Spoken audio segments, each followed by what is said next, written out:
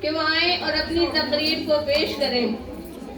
لبوں کو کھول لو شگفتگی کے لیے، لبوں کو کھول لو شگفتگی کے لیے، زمانہ ترس رہا ہے بس آپ کی ایک ہنسی کے لیے۔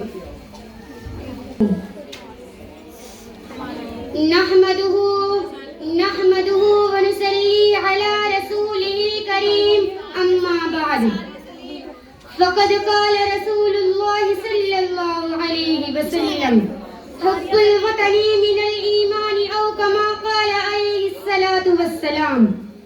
میری پیاری بہنوں، ہندوستان قومی یکجہتی گنگا و جمنا کا علم بردار ہے۔ یہ ایسا چمن ہے جہاں امن و آشتی، اتحاد ملی کے بے شمار پھول کھلتے ہیں۔ یہاں کی فضا میں محبت اور یہاں کی ہر فرد میں آپسی الفت ہے۔ یہ ایسا پلیٹ فارم ہے جہاں ہندو، مسلم، سکھ، عیسائی سب یکساں طور پر جمع ہوتے ہیں۔ گویا ہندوستان اتحاد کا حسین سنگم ہے جہاں سارے مذاہب محترم ہیں۔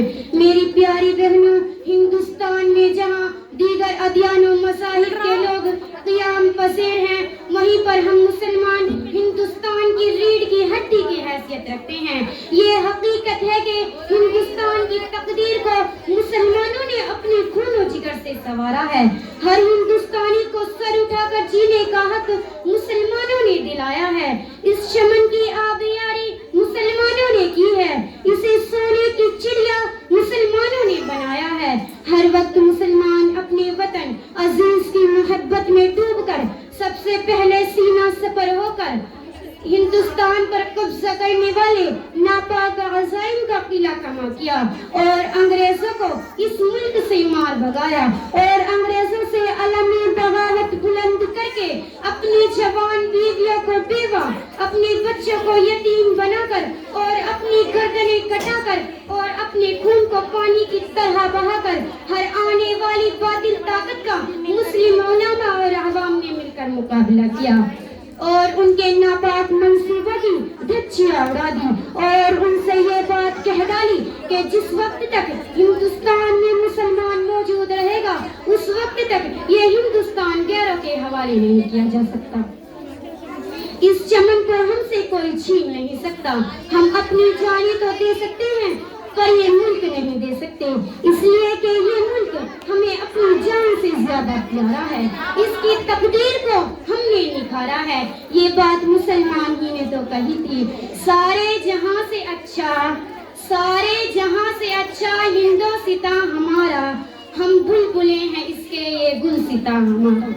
میری پیاری بہنوں، مگر آج بڑے افسوس کے ساتھ یہ بات کہنی پڑتی ہے کہ جس وطن کے خاطر مسلمانوں نے اپنی جانیں گنوا دی، اپنی بیویوں کو بیوہ اور اپنی بچوں کو یتیم کیا اور جس کی حفاظت کے خاطر اپنی گردنوں کو سولی پر لٹکایا، جس کی حفاظت کو اپنی حفاظت سمجھ کر انگریزوں سے مقابلہ کیا، آج اسی ہندوستان میں انہیں مسلمانوں کا چینا دوبر کیا جا رہا ہے۔ ان کے ساتھ ناانصافی اور بے وفائی کا برتاؤ کیا جا رہا ہے۔ ان پر بے جا الزامات عائد کر کے انہیں قید و بندی کی سزا دی جا رہی ہے۔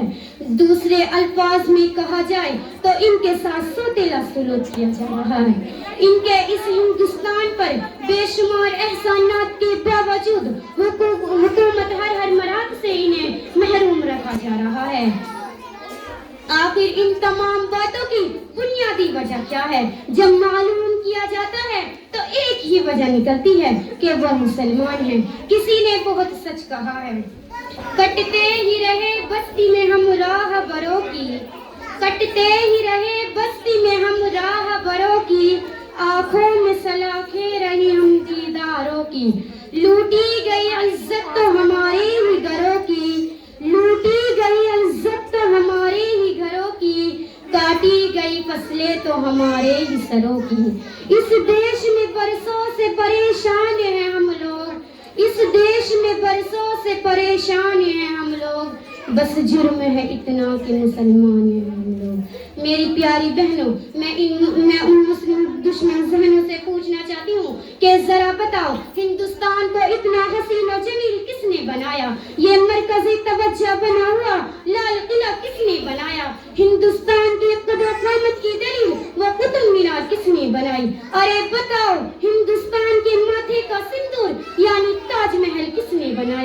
بلا آخر تم یہ کہنے پر مجبور ہو جاؤ گے کہ یہ سب مسلمانوں کی دین ہے، مسلمانوں کی مرہون منت ہے۔ ان ساری باتوں کے باوجود بھی اگر تم انکار کرو گے تو ہر مقام پر عربی تحریرات اور قرآنی آیات نقش ہیں۔ لال قلعے میں ہماری مسجد اور عربی تحریرات ہے۔ قطب مینار قرآنی آیات سے جگمگا رہا ہے۔ شاہ جہاں کا وہ لال قلعہ قرآنی آیات سے منور ہے۔ سارے آثار قدیمہ قرآنی آیات سے بھرے ہوئے ہیں۔ اب آخر تمہیں یہ کہنا ہی پڑے گا کہ یہ سب مسلمانوں کی دین ہے، مسلمانوں کی وطن سے وفاداری اور بے پناہ خلوص و محبت کی دلیل ہے۔ مگر ایک بات یاد رکھو، ذرا سی سنہری کرسی پر بیٹھنے سے یہ ہندوستان تمہارا نہیں ہو جائے گا۔ ووٹوں کی بھیک سے حاصل ہوئی اقتدار کے ذریعے تم شہنشاہ ہند نہیں بن جاؤ گے۔ میں اس شعر کے بعد اپنی تقریر کو ختم کرنا چاہتی ہوں۔ اب وہ انجمن اہل ستم کی ہے جلوہ گاہ، اب وہ انجمن اہل ستم کی ہے جلوہ گاہ، روشن جہاں چراغ وفا کر چکے ہیں۔ کس کس جگہ سے بیاض وطن مٹاؤ گے، کس کس جگہ سے بیاض وطن مٹاؤ گے، ہر ہر ورق پہ مہر وفا کر چکے ہیں ہم۔ وآخر الدعوانا ان الحمدللہ رب العالمین۔ السلام علیکم ورحمۃ اللہ۔ لشکر بھی تمہارا ہے، سردار بھی تمہارا ہے، تم جھوٹ کو سچ لکھ دو، اخبار بھی تمہارا ہے۔ خون مظلوم زیادہ نہیں بہنے والا، ظلم کا دور بہت دن نہیں رہنے والا، ان اندھیروں کا جگر چیر کے نور آئے گا، تم ہو فرعون تو موسیٰ بھی آئے گا۔ میری پیاری ماں بہنوں، آپ نے ہمارا بہت ساتھ دیا ہے۔